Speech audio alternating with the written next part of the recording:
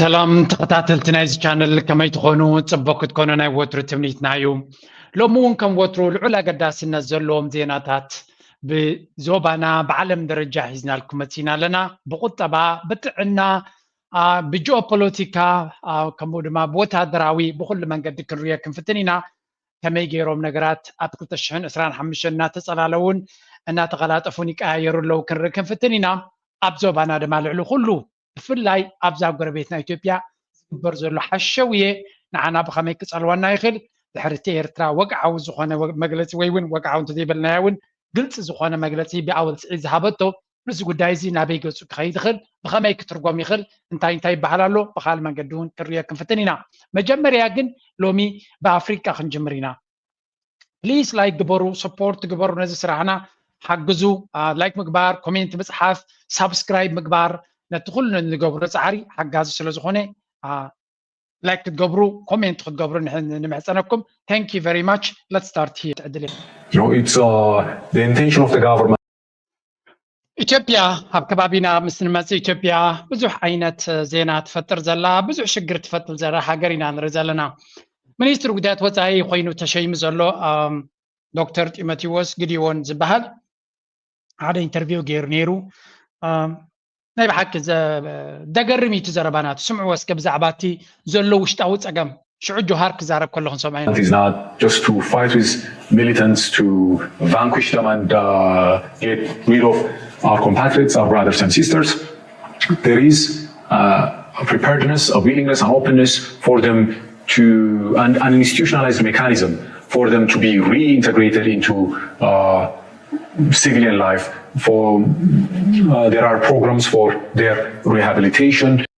سنتاي زبل زلو زحجي منستر فتح عندي خانير وقدم حجي سبيتو منستر فتح خوينا لا نص منستر قدات وصاي خوينا له سلازي اب حنت بيت خرسيان ناي اثيوبيا باستر ناي حنت تشيرش ناي ابز خدلا اب از خدو ابالات يوم نتمنكس تقاصصيرو مزلو يزبال بحفشا جوهار كزارب كلهم سمعينا بزعبازي امتايو زبل زلو زحجي نتوم اب استفلالي بوتاتات كوينم زق على سو زلو افانو ديو غلملسي كن علامه ناي منكسي بلصقنا نعتاتهم مسعار يكون انت علامه انتايدا نعتاتهم حقيف كأمتيخا أمهيركا أفتح حبرتسب كم زمعبلون مقبار جيت علامة بارت درونات كبالا محرا سراويت كا ببا أوتوبوسات سقيل كا توزن بركا مها محل تاوي زد السقوز اللو سراويت كا حاليوت كتمهري خات صدوم يركا زيوب سبازيات من بحكي من حساب كل زلو دمبرت كاي بلوم يوم كحسو خلو أبفانو تراينا محرا كنديك زي سراويت إتيابي أو سومن كوداي معمت بعمت قالني أو يشتسلس سومن ناس قدايزي استودى موتي نحنا قال له دحريو كم حدش قد مخلطه ورحدي ولا 4 3 شهور حدما فخرا غيرو حنزه السلام ابيكم دو كنريكم ينا بالعجي لخا مع سراوي سديدو ابزا قد مستوسن غزي كمان حدا عبي وتهدراو حلافه قتيل لنا ابي سراويت مفحفحيلو قال زبل ريبورت تريني رابز ممصو ترغم سلا زي بلمر ስለዚህ ቦታደራው ዓይን ፈቲኑ ሙኻን ምስ ኣበየ ምስ ሞተቶ ጉዳይ እኮ እንታይ ዝብል ዘሎ ነዛ ነዝብላ ዘሎ ካባይን ላዕሊ ብእንግሊሽ ዝተዛረባ ሰብ ስምዑ anyway بقعت نايتهم راح تقول لك زي مسجر من نديو جن إذا سب ذكر يخلو خانة ناي 210 مليون 210 مليون هز بزل الناس وبزلو الزت راي بقعت زلو دبلوماسي ناتهم تقوينو مزند حرقين تابوتا دوزا I really doubt it مالت هاجرسي I don't know quality in education ديس أجمع زلهم ويسلو زي منيو مالت إذا سبزي فلوي نجرت ريالو نجري بالكان أي ولا تقام قامل كتنا تون تاريخ أيو بام حرنيا زمهرني زبالجن دبلومات تقوينو زي إنجليش كزارب خلال عرب كزارب خلاله دبلوماسي مالتكو بخالق قام زراب مالتيو بجكتري خلها نشتي مخانو صبغ يقول كالوت بقعت زلهم سلازي لودي نو امنس سلازي بالله عبي عبد اليوم كالوت ኢትዮጵያስ ካልኦት ካብዝን ላዕሊ ዝፈልጡ ዝኽእሉ የለውን ማለት ኣይኮን ኣለዎም እዮም ግን ኣብ ብክኣብኖም ኣይክልኒ ንባዕሉ ብቅዓት ስለ ዘይብሉ እንታይ ዝበሃል ዘረባ ኣለዎ ምናልባት ትፈልጥዋ ኢኹም እቶም ዘይትፈልጥዋ ግን ኣብ ሂወት እንታይ ዝበሃል ኣሎ ኤ ስቱደንትስ ኩሉ ግዜ ንፉዓት ቀዳሞት ዝወፁ ተምሃሮ ሰራሕተኛታት ጌርካ እንተወሲድካዮም እንታይ ይብሉ ንመን እዮም ዝቆፅሩ ከምኣቶም ኤ ስቱደንት እዮም ዝቆፅሩ ኢሎሞ ስለምንታይ ንፉዕ ሰብ ክሳዕ ክንደይ ከም ዘድምዕ ስለ ዝፈልጡ ነፍሶም ስለ ዝፈልጥዋ كمام عينت نفعات أي students يوم قاصر زفتنهم كابهم زحمكو بي students ندحر قصير كارتكال كان تايبلو بي students أي student تمسيون بعليك سجوجي يلو سلا دفرة اتوهاب سرعة عيك سجوني سلا زبل تجبر سي students يزقصر كابو زحمكو سبعة يزقصر من تانسو كيلا كون أبي أنتي سيدي ولا دي ستودنت تعرين لا تحتيزه لو كقصر زغل لازم أي ستودنت لازم يكون تحتيز قصر أنتي فترتي كامبانتي تهاجرتي لما نات تقصي خيط لازم أي ستودنت نفع سب كل جزء نمنتاي زعوتك هذا شوي أبتمرتي أب أكاديميك إكسلنس سبات تقديسهم سبات كمرتو زغلو أي ستودنت مالت جنا أب نايماتسنا جغرافي ميت زمسنا برا مالت رايكون أبتناتو كاتيجوري أبتناتو عودي ولا بيت مرتي زي وفرق خون خليو أبتع عودناتو جن بلوز سب مالتيو እቲ ብሉፅ ሰብ ኩሉ ግዜ ብሉፅ ሰባት እዩ ዝደሊ ቤተሰብ ወይ ገለ ዘይኮን ብሉፅ ሰባት ድማ ነታ ካምፓኒ ይዕብይዋ ነታ ትካል ይዕብይዋ ነታ ሃገር ይዕብይዋ ኣብዚ ንሪኦ ዘለና ግን ብግምጣሉ እዩ ዘተንበቲ ኩነታት ንመለስ ኣብዚ ሕጂ Yesterday was the BBC calling on a comprehensive peace agreement. Now we're coming from discussing the Tigray issue, and I'm losing meaning in that. What is comprehensive peace agreement in the Ethiopian context today? Where you see the state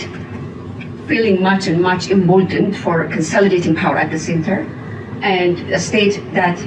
a government that doesn't really care about the loss of control in the periphery, just 30 kilometers maybe outside of the capital. And you see... تعتو بتعمي هتصبغتي تزقرمك ناي منقستي وي أبتي إثيوبيا أنصار إرترا بروباغندا سجبري نزا فيديو ريدوانيرو أدي ستاندرد بهالمالتي ناي أبي ملحت نبري I don't know لا بتم قربتي زتلم زل مثلني انتهي تبل دلا أزينا بريتوريا وعل انتهي مزبلوه كوها مزبلوه comprehensive مالتنا كله زت قالله ناي سلام زتهم زبلوه انتهي تو comprehensive أينا ينقول زت قالله بجك ناي تجري قداي نتنا تجري قداي ونفتح زي كاله عم حرازي أتواب أبتعولا يلن أوروما أبتعولا يلن عفاراوي يلن سومالاوي يلن زخوني يقولنا إثيوبيا كاله حيلي أبتو قداي تاتون يقدس أمريكا تاتبلو comprehensive نقول زت قالله زت سلام يمزبلوه سلازي إذا سلازخوني اتحسد سلازخوني تربع أبي انتهي زقبر زلهم زبلوه زلو غيرو يقبر على ذيكونس غيرو زل أبي بملو السلطان سنحو كتسموايهم انت عين السلطان حيزو خمزلو اتحاجر تودق على عبقل نابي قصي خير الله certain groups asserting themselves in more and more. What is the appetite of what does comprehensive peace agreement look like? Because both seem to have found by appreciating how almost everything has changed in the country. The state has changed, the nature of the way state power is conducted has changed, the way insurgency is conducted is changed from what we knew. The state جوهر بتعمل تبغى زخانة زرباي تزاري بزولابزي أنا أبي أحمد رجس أنيا تربيس خمسة لبز زربازي كم زربز رجس أنيا مغنياتو أبتك كورناتو أبتك أندينا تسلطان تطعو نخبلو يلو زي حسبهم أوروما مالتي أبعتهم يزي مدكع تزور تزولو زين أبي كسنبت زخل كونتاتنا نرزالنا تايز بنزلو إثيوبيا أبز حلفة بوحود كل تسلس عمت تعمد قبل كله جوهر قدمي يدقفوس لازنا بري أبي كام مجمع يتعيش لازنا بري كونه قدمي يجن أبي جوهر جل كدقفو جمير لازنا برنا أبي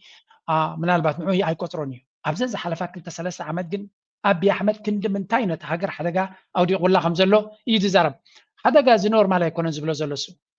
الساعة كندي تحجر زودقة مخانو كابت على توم سمعوه إرتراوي وي سومالاوي وي سوداناوي وي كينياوي وي كالس على يلو ده يكون سي إثيوبياوي جوهر محمد إثيوبياوي بإثيوبياوي دما أوروميو نايتم ني أبي أحمد تطوق بالوز خولز بحال زلو كابتم إليتيو لذي أبتكور أبت عند حقوقنا تيجي هرم زلو سمعوا هالجي Abiy has more absolute power than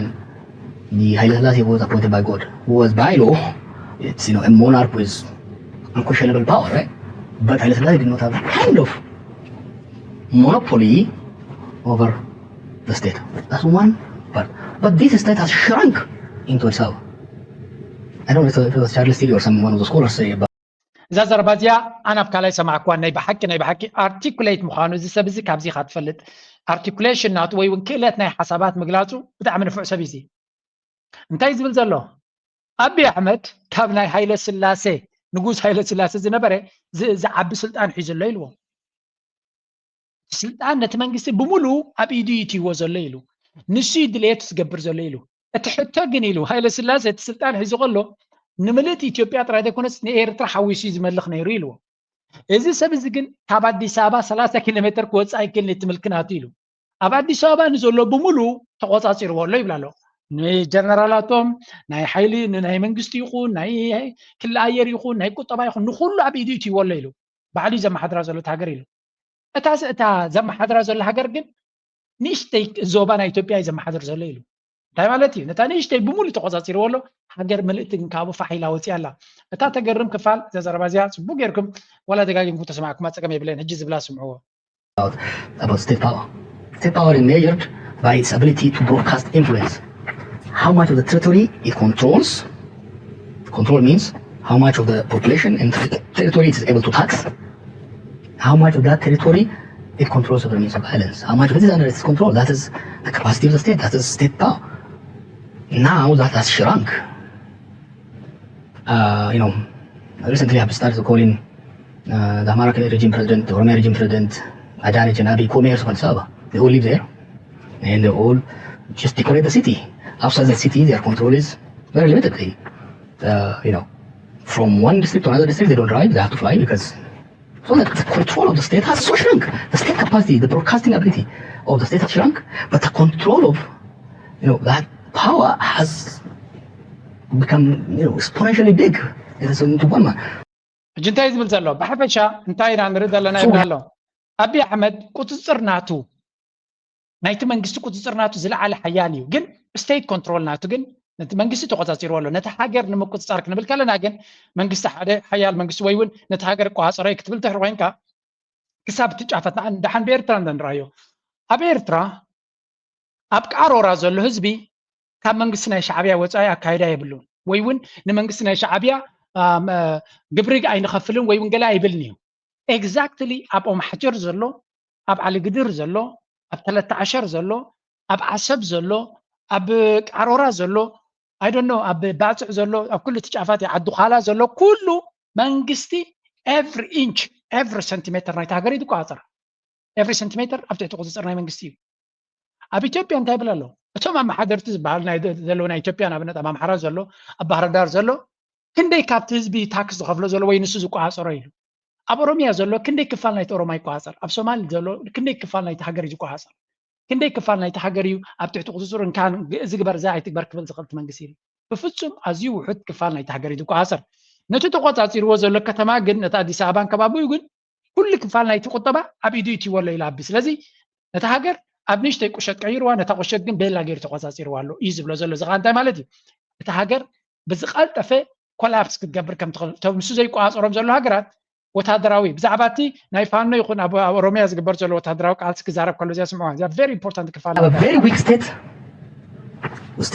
whose capabilities, whose muscles are so weak, was hard-headed.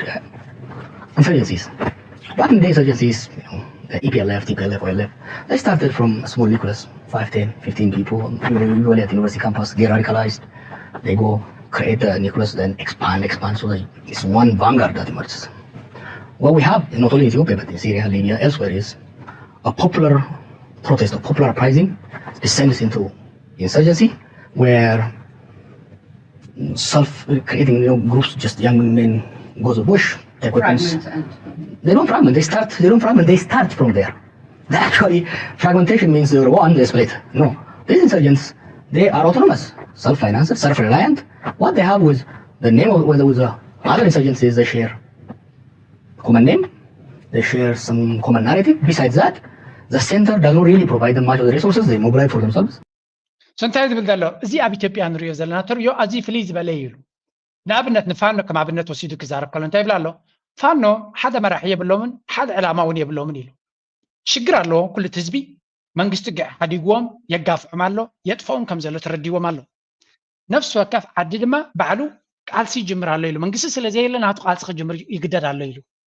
ኩላቶም ሓደ ፀላኢ ከም ዘለዎም ይፈልጡ ኢሉ ግን ሓደ ኣካል ኣይኮነን ዝዝውሮም ዘሎ ሓደ ዓይነት ፖለቲካ ወይ እውን መራሒ ብላዕሊ ኮይኑ ነዚ ግበር በዚ ኺድ እንካዚ ገንዘብ ክባካ ዝብሎም የለን ኢሉ በዓሎም ካብ ገዝኦም ተበጊሶም ዝኻ እንታይ ዘርእየካ እቲ ስቴት እቲ ሃገር ናወደቐ ኸይድ ከሎ ሓደ ናቱ ረብሓን ናቱ ፀጥታን ባዕሉ ከውሕስ ይፍትን ዝኻ እንታይ ዝፈጥር እቲ ስቴት ኮላፕስ ዝበሃል ውድቀት ናይቲ ሃገር ጥፍኣት ናይቲ ሃገር በዚ ዝመፅና በላይ ኣርጊ ዝገብር ዘሎ እዚ ኩሉ ኣብ ኦሮሞ ንሪኦ ዘለና ዕጡቕ ጉጅለ በዝሎ ኣብ ሶማልያ ዕጡቕ ጉጅለ ኣሎ ኣብ ቤንሻንጉል ከም ዘሎ ክበሃል ከሎ መንግስቲ ስለዘየለ መንግስቲ ፅልዋ ስለዘይብሉ እንታይ ይገብርሎ ኢሉ በዓላቶም ቶም ህዝባዊ ዘለዎ ቶም መንእሰያት ተኣኪቦም ብረት ሒዞም ነቲ ከባቢኦም ከውሕሱ ፀላኢ ኣለና ዝበልዎ ክከላኸሉ ይፍትኑ ኣለዉ እዚ ድማ እዩ ነቲ ሃገር እቲ ዝለዓለ ሓደጋ ክኾና ዝኽእላ ምክንያቱ እቲ ኣብ ማእከል ዘሎ መንግስቲ ስርሑ ስለዝገደፈ ካብ ስርሑ ስለዝወረደ እትኩነታት ናበይ ገጹ ይኸይድ ከም ዘሎ ቤላ ገይሩ ዘብርሃ ዘሎ it's impressive እዚ ኩነታት እዚ ናበይ ገጹ ይኸይድ ኣሎ ጆሃር መሐመድ ድማ ጽቡቅ ገይሩ ዘንበበ ይመስል እቲ ደገፍ ናይቲ ህዝቢ ኣብ ልዕሊኡ እንታይ ክኸውን እዩ ቀሲልና ንሪና ኣወል ስዒድ እውን ተቐቢሉ ነታናቱ ጽቡቅ ገይሩ ብትግርኛ ገይሩ ነትስርዶ ድማ ኣረዲዎ ነይሩ ቁልጡፍ ተራ ክህልወኒ ኣነ ሎሚ መጽሓፍን ምዝራብን ዝጀመር ኩሉ ቀንዲ ምኽንያት እዞም ቆልዑ ንበዓል ቆልዓ በሻሻ ማለት እዩ እዞም ቆልዑ ኣብ ማዕሙቕ ሓደጋ ይመኣትዮም ዘለዉ ኣብ ህልም ዝበለ ትዕቢትን ድንቁርናን ማለት ጽጋብ ኣእዛኖምን ኣእምሮኦምን ደፊንዎም ኣሎ እዚ ድማ ንዕኦምን ሃገርን ከቢድ ሓደጋ እዩ ስለዚ ኣነ ዝደልዮ ምዝርራብ እዩ ምዝርራብ የድልየና ኣሎ እንታይ ይገብር ኣሎ መስለካ ሕጂ እውን ንወዲ በሻሻ እዩ ንዓና ንትግራይን ካሃርም እንከሎ ንኣምሓራ ናይ ፖለቲካ ማዓስከር ተጠቒሙሎም ሕጂ ድማ ምስ ኣምሓራ ክዋጋእ እንከሎ ንኦሮሞ ጉልባብ ይገብረሎ ብስም ኦሮሞ ንኣምሓራ ምህራም ማለት እዩ እዚ ንኢትዮጵያ ብከቢድ ሓደጋ ሸሚምዋ ኣሎ ንሕና ምስ ኣምሓራ ምስ ተጋሩ ምስ ሶማሊ ዘለና ናይ ፖለቲካ ፍልሊ ብዝርርብ ብኽትዕን ንምፍታሕ ንዓና ንዕኦምን ኮታ ንኹልና ትኸውን ኢትዮጵያ ምስራትን እዩ ዕላማና ቢቢሲ ስለዚ ኣብ ዝቕጽል ምርጫ ክትሳተፍ ኢኻ ማለት ድዩ ጀዋር ሓደ ባህል ኣሎ ርእስ እንተለካ ኢኻ መጠምጠምያ ትገብር ርእስ እንተዘይብልካ ኣብ ምንታይ ኢኻ ቆቢዕ ትገብር ምርጫ ክካየድ ጆሃር መሐመድ ናይ ፖለቲካዊ ኣምቢሽን ወይ እውን ቅልጡፍ ናይ ስልጣን ሕልሚ ከም ዘይብሉ ይድሸይጥ ዘሎ እንታይ ዳ ሃገር ትጠፍእ ስለ ዘላ ሃገር ነትሕን ዝኻ ታክቲክ እዩ ስልጣን ይደሊ ኣለኹ እንተይበልካ ከመይ ጌርካ ስልጣን ትረክብ ነቲ ፀገም ኣጉልሕካ ብምዝራብ ህዝቢ ኣብ ጎንኻ ከም ዝስለፍ ትገብር ትሕቶ ድማ መን ከውፃና ይኽእል ኣብዚ ንዝብል ሕቶ ሽዑ ትመልሲ ካብቲ ዘሎ ምርጫታት ናይ መራሕቲ ካብኡ ክመፅእ ዝኽእል ሓደ ካልእ ናይ ኣቢ ሚድያ እንታይ ይገብር ኣሎ ስምዑ ኣብ ምንታይ ዓይነት ህውተታት እዩ ከም ዘሎ ያለውን ነገር ድጋሚ እንዲያው አስመራ ያደረጉት ጉዞ ግን ብዙ አቋሞቻቸውን እንዲለውጡ በተለይ ከሰላም ማስከበር ተልኮ ጋር ያለውን ነገር ድጋሚ እንዲያው አድርጓል ኢትዮጵያ መግባት የለባትም የሚለውንም ነገር ከአስመራ ምክር ሀሳብ መጣላቸው የሚሉ ሐሳቦች ተደጋግመው እየተነሱ ነው የአንካራው ስምምነት ብዙዎችን ያስደሰተ ብዙ ድጋፍ እንዲገኝ ያደረገ እንደሆነ ይታወቃል ነኺሱ ኣብቲ ናይ ሓሶት ፕሮፓጋንዳ ናቱ ጠቕላላ ኣቢ ሚድያ ናቱ በቲ ፋናዲ ወላ ካልእ ሚድያታት ናቱ ኮምፕሊትሊ ኣብቲ ናይ ሓሶት ዘመቻ ወፊሩ ከም ዘሎ እንታይ እጂ ፕሬዚደንት ናይ ሶማሊያ ካብ ኣንካራ መፅዩ ተቐላጢፉ ኣስመራ ኸይዱ ምስ ኤርትራ ስለተራኸበ ውድቀት ናቶም እዮም ዝርዩ ዘለዉ ምክንያቱ ምስ ኣቢ ንሓፂር ሰዓታት ኣብ ኣንካራ ምስ ተራኸበ ኣብቲ ርክብ ድማ ኣቢ መርገፂ ናቱ ንክቕየር ተገዲዱ ከብቅዕ ሻዕብያ ይከሲሩ ግብፂ ከሲራ እዮም ዝብሉ ዘለዉ ናይ ብሓቂ እዮም ዘሕፍሩኻ ማለት እቲ ህዝቦም ክሳዕ ክንዱ ደንቆሮ ስለ ዝኾነ ድዮም ከምዚ ገይሮም ክቕሽሽዎ ዝሓስቡ ዘለዉ ወይስ ጠቕላላ ነቲ ኩነታት ዘይዕዘብ ሰብ ስለ ዘሎ እዚ ሓበሬታ እዚ ኣነ ከም ትመስለኒ ክሳዕ ክንዱ ደናቑር ይሓልፎም ኣይብልኒ ግን ነቲ ኩነታት ዘይከታተል ህዝቢ ክልዎም ስለ ዝኽእል ንሳቶም ናቶም ናራቲቭ ክብዎ ስለ ዘለዎም እዮም ግን ነዚ ሰሚዑ ድማ ሰብ ካልእ ጌጋ መደምደምታ ኣብ ካልእ መረዳእታ ክበፅሕ ስለ ዘይብሉ ትክክለኛ መረዳእታ ንክህልወና ኢና እቲ ሓበሬታ ንህብ ዘለና ኣብዚ ካልእ ክሳዕ ክንደይ ተስፋ ከም ዝቆረፁ ኣብ ሓይሎም ኢትዮጵያ ሓያል ሃገር እያ ከምዚ ኢና ድብሉ ዝነበሩ ስምዕዎም ሕጂ አስማሚም ነገር አደራዳሪ መሆኑ ሲመጣ ሁለት ነገር ያተርፈልናል ብለን ነው ምናምነው የግብጽ በቀጠናው ላይ ያላት ተጽዕኖ እየቀነሰ ይሄዳል አንድ ሁለት ደግሞ የሶማሊያና ከሶማሊያ ዙሪያ አጠቃላይ ቀጠናው ላይ ያሉ ሀገሮች በሙሉ ለአውሮፓ እንዲሰማላቸው ወይ ደግሞ እንዲነገርላቸው የሚፈልጉት ነገር ቢኖር ግብጽ ሳይሆን ቱርክ ነች ይዛላቸው መሄድ የምትችለው የሚል ጠንካራ ስታንድ እንዳለ ይታወቃል ስለዚህ ሐሰን ሼህ ማህሙድም የጅቡቲውም ፕሬዝዳንት ሁሉም አውሮፓ ላይ ያላቸው ሴ ወይ ደግሞ መሰማት በግብጽ በኩል አይደለም ሊሰማ የሚችለው سنتا متى بتيح مال الزيام ناي بحكي it's a joke they're a joke already joke اليوم جن انت يبلا له زيجي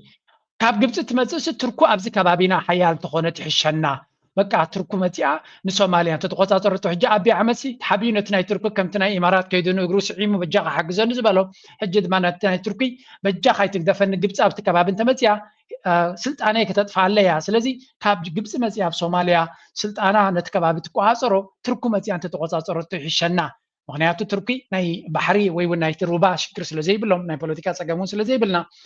ትርኩን ተመጽት ይሕሸና እና በለዩ ካብቶም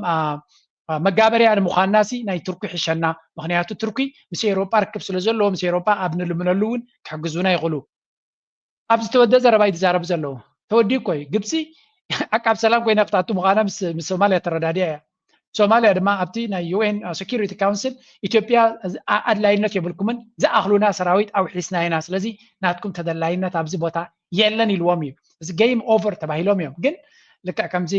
ተስፋ ዘይቆረፀ ኣፍቃሪ ስቑኢሉ እናተመላለሰ ዝልምን ዓከቡ እዮም ወዲቖም እቲ ቀደም ፍኸራ ዓቕሚ ኣለና ዝሓየልና ቁጠባ ናይ ቀርኒ ኣፍሪካ ኢና ጂዲፒ ናትና ይውስኽ ኣሎ ህዝብና ይሕይል ኣሎ ባሕሪ የድልየና ኣሎ ብላብላ ፀቕለላይ ኩሉ ሓሶት እዩ ኩሉ እቲ ዝብልዎ ዝነበሩ ሓሶት እዩ ወላ ሓንቲ ክገብሩ ይከኣሉን ሎሚ ተመሊሶም ኣብ ሶማልያ ሲ ቱርክን ተመፀ ሓሽ ግብፂ ክብሉ ጀሚሮም ኣለዉ ንሳቶም ንዓመታት ኣብኡ ኮፍ ኢሎም ዝነበሩ ቦታ ገዲፎም ኣብዪ ኣሕመድ ኢትዮጵያ ካብ 2006 ከም ዝደለየት ኣብ ሶማልያ ትዕንድር ዝነበረት ሃገር ብሰንኪ ዓንዳራ ኣካይዳናቱን ደይብስለት ፖለቲካዊ ኣካይዳናቱን ነቲ ዝነበሮ ፕሪቪሌጅ ወይ እውን ስልጣን ንዑ ከሲሩ ካብኡ ተገሊፉ ወፂኡ ሕጂ እንታይ ይብል ኣሎ ንሕናስ ወፂና ሕራይ ግብፂ ካብ ተኣቱሲ ትርኩ ዘይኣቱ ኣብቲ ቦታ ይብል ኣለዉ ንዓኹም ዝምልከት ጉዳይ ኣይኮነን ናይ ጉዳይ ናይ ኤርትራ ድማ ተመሳሳሊ ኤርትራ ምስ ግብፂ ዘለዎ ምስ ሶማልያ ዘለዋ ርክብ ምሕዝነት ናይ ጎረባብቲ ጥራይ እዩ ካብኡ ወፃኢ ድማ ናይ ኢትዮጵያ ዕንደራ ናበይ ክኸይድ ከም ዝኽእል ኮንቴን ክገብርዋ ስለ ዘሎም ዲፕሎማቲክ ርክብ ስለ ዘድልያ ኤርትራ ምክንያቱ ኢትዮጵያ ዝበሃል ኩሉ ግዜ ምስ ካልኦት ገይሩ ሓደ ነገር ሸራሪ ይኹን ኤርትራ ሽግር ክፈጥር ስለ ዝኽእል ቀዲምካዮ ክትዓፅኦ ክትክል ኣለካ ትማዓፆ ስለዚ ኤርትራ ወላ እውን ዳይሬክትሊ ዝመፃ ረብሓ እንተዘይብላ እቲ ኢትዮጵያ ክትከዶ ትኽእል ኣቐዲሞም ስለ ዝርእይዎ ዘለዉ ብኩሉ ሓፁር ይገብርሉ ኣለዉ ስለዚ ከከይዱ ንሱ ፅፊዒቱ ወሲዱ ይምለስ ከምዘይሰልጦ ትገብሮ ስለዚ ቤላ ገይሮም ዲፕሎማቲካሊ ማኒቨር ኣውት ማኒቨር ገይሮሞ ኣብቲ ዲፕሎማሲ ቀሊዖም ስለ ዝኣለይዎ እንታይ ክገብር ኣብቲ ኮለል እናበለ ዘይከውን ሓሸውየ ኣብ ዘረባን ኣብ ዕግርግርን ኣትዮም ኣለዉ እዚ ናይቲ ኢትዮጵያ ኣዲስ ኣበባ ዘሎ ኩነታት ክኾን ከሎ ናይቶም ካልኦት እንታይ ኣሎ እስከ ቁሩብ ክንርኢ ምክንያቱ ኣብ ካልእ ካርሲ ስለ ዝኸይድ ናይ ዓድና ተፈጥሮ ሃብትስ ካሊእ ይጥቀመሉ ኣሎ ብቀሊሉ ንምርኣይ ኣብ ወርሒ ክሻብ ህዝቢ ዘለና መረዳእታ 10.3 ኩንታል ወርቂ ካብ ሰሜን ምዕራብ ናብ ብሄራዊ ባንክ ይኸይድ እዩ ብኮመርሻል ባንክ እናተገዝአ እዚ ብህዝ ዘሎ ዕዳጋ ክሓስቦ ከለኹ ኣብ ዓመት $1 ቢልዮን እዩ ዝኸውን $1 ቢልዮን ንትግራይ ብዝህዝ ዘሎ ናይ ወፃኢ ሸርፍስ 12.5 ቢልዮን ብር ማለት እዩ ብሓፂሩ ናይ ትግራይ መንግስቲ ማእኸላይ መንግስቲ ዝድጉመና ናይ ዓመት ባጀት ማለት እዩ ኢና ንርኢ ዘለና ኣብዚ ብሓፈሻ $1 ንትግራይ ብሓፈሻ እቲ ኣብ ትግራይ ዘሎ ግሕምትና ጉዳይ ናቶም ካብ ሕማቕ ናብ ዝበኣሰ ዝኸይድ ኩነታት ከሎ ኣብዚ ዝገብርዎ ዘለዎ ግን ራእዩ there are a lot of Jewish people, like Beit Israel people, you know, are Tigrayan people, like fighting at war. Right, in the war. So we're still feeling the results of the war here in the Tigray region. We're gonna go check out the town, and yeah, gonna help me. We're gonna go to a town here in Tigray region called Salakhlacha. It's like you know, Jewish people. So people call it Falasha, but we call them Beit Israel, which means سنتايم تبلو زلو أبتي هلكي تفصمل بلا نابلو نتوم إسرائيلوين كم إسرائيل قراريبهم كم إسرائيل غيرهم زاربو زلو زرباين. Go check the place out, see if there are any like Jewish people left there, because you know most of the Beta Israel community in Ethiopia, they're not here anymore. Most of them are like in Israel, and the community is kind of like scattered, so it's not clear what's going on. So we're gonna do some investigating. You have a translation here? Yeah, why not? So our language is Tigrinya, so they're like the Beit Israel. So they are living in other planets, even me, you know. Mama, tell me to bad. So this is the church. I'm not a Fahimar. Yeah. You know, the Israel and also with the black people. Yeah. But not here, you know, so like everybody is now in Israel. Yeah. This is their cemetery. In Gondar, yeah. But here no. Well, we didn't get to find any people. So سب زخونة أتم إسرائيليين تقوم تقولوا ده إسرائيل ما بقول زلهم قلقلي لم يروا ولا حد يرغبونه. So they weren't here for that long. Yeah, man. Yeah. They came here, you know, during the conflict. You know, I think like during the Second World War, cause like you know, The youngsters are in a big trauma. You know, they use people like of the war. Yeah. They are living in other planets. Even me. You know, for them it's not a new. You know, like see Israeli people. So like. Yeah, they've seen before. Yeah. So their name is Kaman. Most of the people they've left for Israel, or some unfortunately killed in the war. So بحفشة نتي قتلت أو هم تفقوا قال ملاقي ركض دراما من مقباري كن again حسوتن دراما مقبارن قصالي لموت ريينا نري زلنا. So let's go to the good news now. بسرعة دمالنا حدا كبر حونا محبرة ومراقب تأكيد زنقص زنبرة كابنيرو بشحن شعات بيت انت سعنا مبل 10 شعات عمتو نا أمريكا استسديو أبو دما ببانكينج تمريو قلت شحن حدا نا بوليتيكا خمزاتوي قلت فيسبوك settit.com بزح صحفات غريبو وقوي أنا مسقاتمه أموتهم بجوجروم استعصبوا تقراي تسعر زبل أجندة خنبوبهم استوابتهم ويلي عديك شيء ما اسمساهم تودي بيلو ناب هاجراو دنبو تمليسو اب استفلالي مساخت محبراو مراغبي اندا تنقساقسه اب غوغي مقد نصنح منسيات ام منقحتو افيرو صنحه بقانقاتهم عقوبات تقاوما يزنبرمو ناب بيتو استملس حونا ناب هاجرو اتي لومو انقع بدحان مصاكا كنبلو تقعيت دانيال تخلاي فتعمل تاريخ تنكي خزبن ودنو برو تاريخ تدكن على خلالله تيجن تيجن ناس عواد تيجن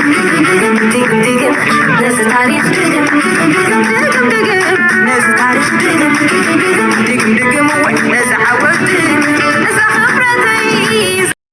زمان نراي لعد ديوة. So this is the thing, you know. هذا كابتي ناي بحكي دس بلني أبزع ما تزنتلو زيا ناي دانييلن ناي أول سعدني أبدأ حلفت فيديو ناتي رياكت قبل لايك على كنا قاتامي تحسته بزي حنس لازنا برين بر ناي دانييل حونا دانييل لابير ترام تاو هذا كابتي دس بلني كنا تازرع قويو بزحات سبات أبير أبدأ زنبرير تراويان فلا يبتي دم بتقاوم زبال ويون أبد بوليتيكاوي أكايدان إيرترا بزحات عين سبات كرخيل ناينا أنا حجي أبقد مسبيت زارب زلق دانييل إيرترا سلزات وين عونه خمقسي ليكون كون أبتن كاب كبابي كلتشن عصرتنا بيلون أب جزاتنا فيسبوك جل زريف زنبركو هذا كابتم capable أعمزلهم كلا زلهم بوليتيكا كمرحوز غلو غلاز الأربعة تدم بتقامو كل عينات قفت مفت عندي خاطري كندي تعيالو كندي لعل عقموز الزاربن لعل عقموز مدرن سبكات ريقاو بفلا يعتقد 100 يزم لكم ترى سب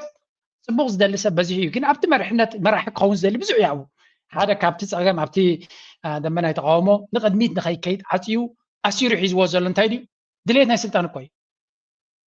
دليتنا سلطان بمسرته حماق نقرا يكون اتزاقم جن بقى عزل لون زي بلون كل تبوليتيكا كم بقى مسارحي مهبتمي من كم غيرا غير سلتوسده زركه بسب እዩ ቅድሚት ክመፅእ ዝደሊ ሕጂ እሱ ስለ ዝኾነ ይኹን ነገር ምስ ተፈተነ ስልጣን ዝደልዩ ብዙሓት ስለ ዝኾኑ ኣብቲ ምርጫ ምስ ተገበረ ንቅድሚት ስለ ደየምፅዎም ሓዊ ብምፅሕታር ነቲ ኩነታት ፋሕ ክብልዎ ይኻትሪ ገለ ካብቶም ምናልባት ድኾን እቲ ሰብሲ ኣብ ቅድሚት ጥዑይ ሰብ እንተድመፅእ እሞ እቲ ካልእ ሰብ ነቲ ጥዑይ ክስዕብ እንተዝኽእል ተስፋ መሃለዋ ካብ ዝበሃሉ ሰባት ኣነ ዝረኽቦም ዳንኤል ተኽላይ ሓደ ካብኣቶም እዩ ብትምህርቲ ብኣካደሚ ተመክሮ ናይ ስራሕ ከምኡውን ኣብ ኮርፖሬት ወርልድ ኣብቲ ናይ ዓለም ቢዝነስ እውን ተወዳዲሩ ኣብ ፅቡቅ ደረጃ ዘሎ ናይ ሃገር ስምዒት ዘለዎ ንኩሉ ሃገር ብሓደ ንክኸውን ዝፅዕር ሓድነት ናይቲ ህዝቢ ዘገድሶም ሰባት ብዙሓት እዮም ብቅዓት ዘለዎም ነቲ ዘሎ ኩነታት ንቅድሚት ክወስዱ ግን ኩሎም ሰባት ኣይኮኑን ኩሉ ሰብ ኣይኮነን ክመርሕ ዝኽእል እዚ ከም ኩንነት ክንቅበሎ ክንክእል ኣለና እዚ ዘይምቕባል ይፀገም ኮይና ዘሎ ስለዚ ሓደ ካብቶም ተስፋ ዘለዎም ወይ ተስፋ ዝህቡኻ ኣብ ደገ ካብ ዘለዉ ሰባት ዳንኤል እዩ ዳንኤል ናብ ኤርትራ ምእታዊ ድማ ምናልባት ኣንዊሕ የሎ ክትዘረባ ሓደ ካብቶም ኣገደስቲ ሰባት ኤርትራውያን ናብ ውሽጢ ዓዲ ብምኻድ ኣበርክቶ ክገብሩ ዝኽእሉ እውን ኢለ ካብ ዝግምቶም ሰባት እዩ ምክንያቱም ኣብ ዓውዲ ባንኪንግ ኣብ ዓውዲ ፋይናንስ ነዊሕ ተመክሮ ዘለዎ ክሳብ ዝኾነ ምናልባት ተመክሮ ናቱ ብቐጥታ ኣብ ኤርትራ ቅይር ኣቢልካ ገለ ዝን ክትገብር ትኽእል ኢኻ ዘይኮነ ግን ብሓፈሻ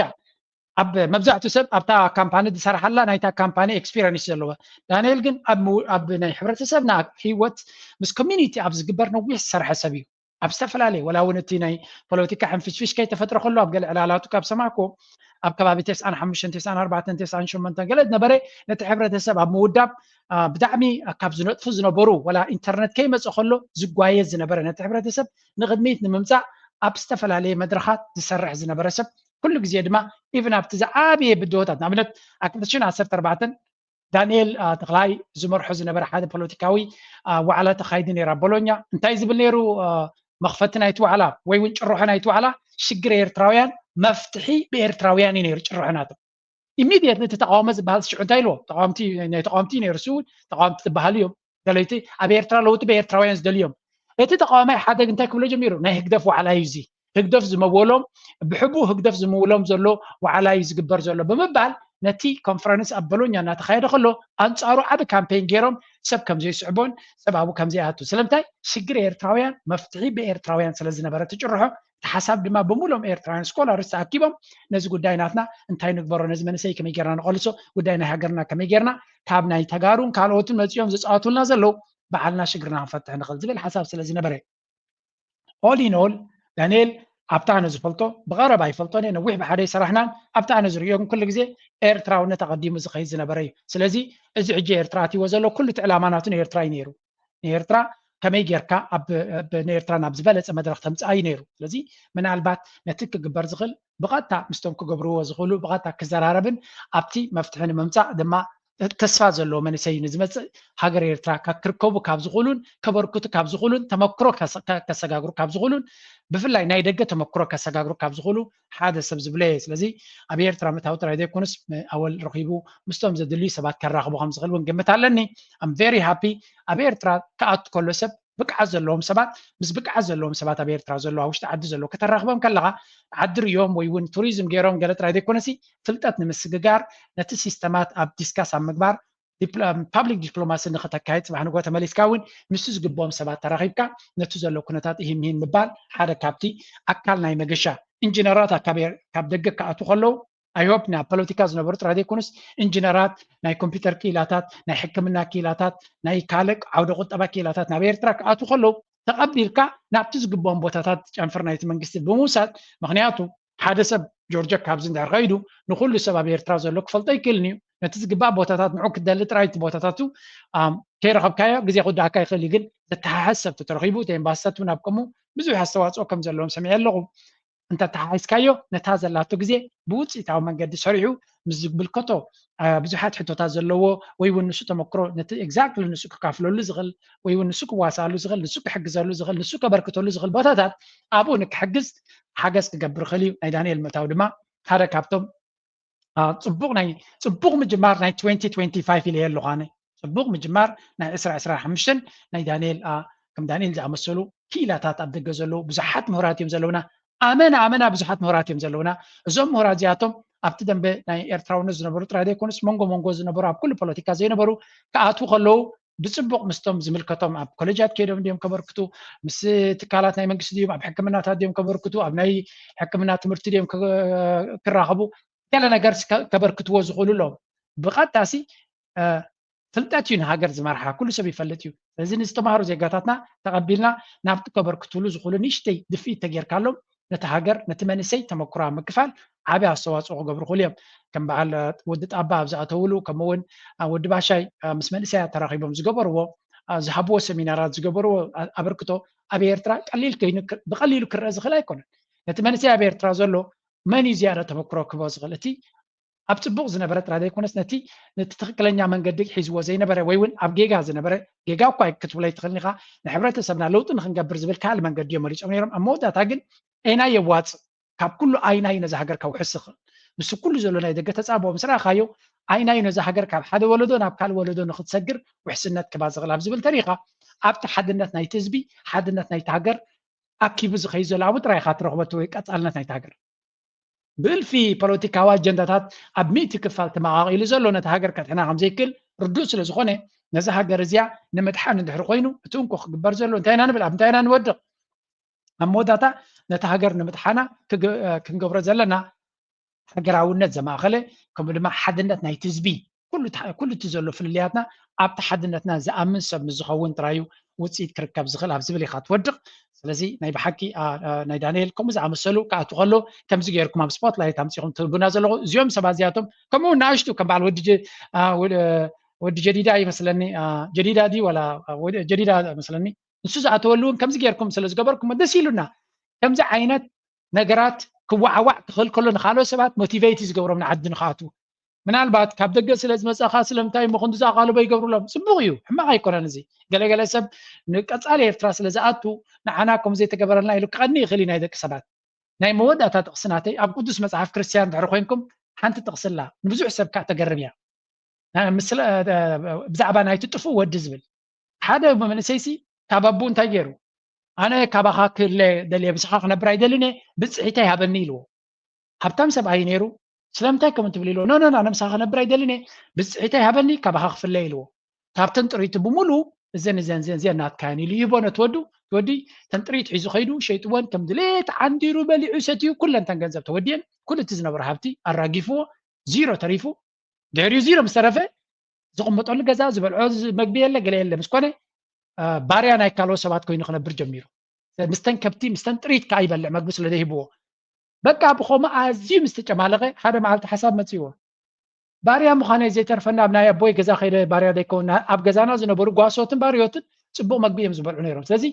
ዋላ ኣብ ቤት ኣቦይ ከይደ ባርያ ዘይከውን ኢሉ ናብ ገዝኡ ክምለስ ኢሉ ምስ ተበገሰ ኣቡ ካብ ርሑቕ ክመፅእ ይመፅእ ኣሎ ምስ በልዎ ስብሕቲ ላም ወይ ስብሕቲ በጊዕ ኣውድቑሉ ብምባል ፅቡቅ ዝኾነ ፌስታ ገይሩ ክቕበሎ ወሲኑ እቲ ዓበ ሓዉ ምስ ኣቡኡ ዝነበረ እዚ ኩሉ ምሳኻ ከለኹ ሓንቲ መዓልቲ ጤል ሓሪድካ ለይትፈልጥን ኢኻ ነዚ ሃብትና ኣብ ሪሱ ጠፍዩ ዝነበረ ግን ንዑ ብከምዚ ዓይነት ኣገባብ ተቐቢልካዮ ብምባል መሊሱሉ ስኻ ኩሉ ግዜ ኣብ ቤትካ ኢኻ ዘለኻ እዚ ኣብ ቅዱስ መፅሓፍ ብዙሕ ግዜ ዝድገም እዩ ስኻ ኩሉ ግዜ ብዘለኻ ናትካ እዩ ዘሎ ኩሉ እዚ ግን ጠፍዩ ነይሩ ዝመፀ ስለ ዝኾነ ኢና ከምኡ ንገብር ዘለና ብምባል ኩሉ ግዜ ከም ወላዲ እንድሕሪ ኮይንካ ወይ እውን ከም ሓደ ሃገር እንድሕሪ ኮይንካ ወይ እውን ከም ሓደ ስድራ እንድሕሪ ኮይንካ ጠፍዩ ዝነበረ ክመፀካ ከሎ ትሕጎስ ኢኻ ሚእቲ ጤል ነይረናኻ ሓንቲ ምስ ጠፍአትካ ነተን 99 ንሰብ ገዲፍካ ነታ ሓንቲ ክደሊ ኢኻ ትኸይ ስለዚ ዝኾነ ሰብ ክጠፍኣካ የብሉን ሰብ ክመፀካ ከሎ ድማ ንዑ ምቕባል ማለት ነቶም ተሪፎም ዘለዉ ንክመፁ ኢኻ ትሕብ ዘለኻ እምበር ነቶም ቅድሚ ሕጂ ዝመፁ ዘይገደፍካሎም ኢሎም ክቆጥዑ ይግብኦም እዩ ስለዚ በዛ ዓይነት መንገዲ ተሪናዮ ድማ ልቦናና ኣስፊሕና ተሪናዮ ፅቡቅ ኣብነት ኮይኑ ረኺበ ኣነ ናይ ሆብ ዳንኤል ፅቡቅ ግዜ ክሕልፍ እሞ ፅቡቅ ተመክሮታት ከካፍለና ክንፅበይና ናይ ሎማ ኣርእስቲ ቁርብ ነዊሓላ ላይክ ምግባር ሰፖርት ምግባር ኮሜንት ምግባር ሓሳባትኩም ምሃብ ድማ ናይ ኩልና ስራሕ ይናበልኩም እዛ ጥዕምቲ ደርፊ ገድፈኩም